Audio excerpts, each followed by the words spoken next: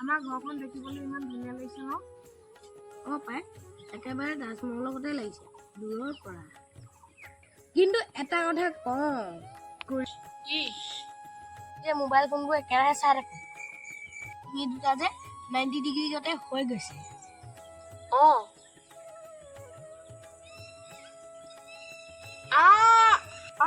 মোৰ ডিঙিটো লগ হৈ গ'ল, মৰিলো। সোঁফালে ঘূৰাবই পোৱা নাই। ঘৰতো পিনিহে চাব পাৰিছো। মোৰ ভাগৰ ফ্লেক্সিবিলিটি একেবাৰে নাই। চাহ মই ডিঙিটো কেনেকে লৰাইছো।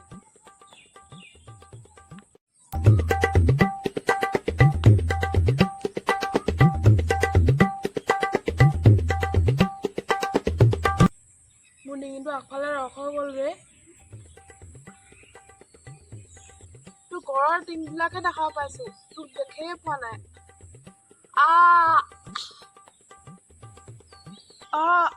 এতিয়া কি হব?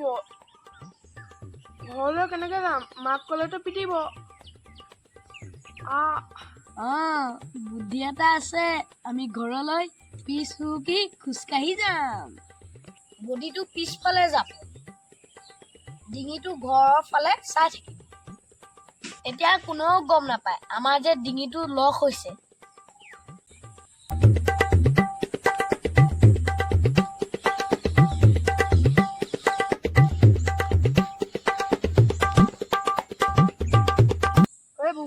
আইডিয়াটো কিন্তু কামত আহিছে দেই।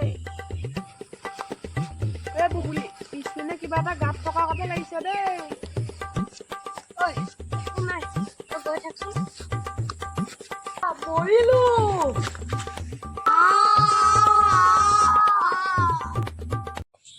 আমাৰ 90 ডিগ্ৰী গতে সহায় দিছে। চোৱা কি কৰি আছে।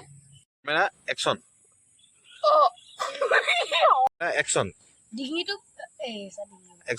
বডিটো পিছফালে যাব, ডিঙিটো ঘৰৰ ফালে চাই থাকিবি।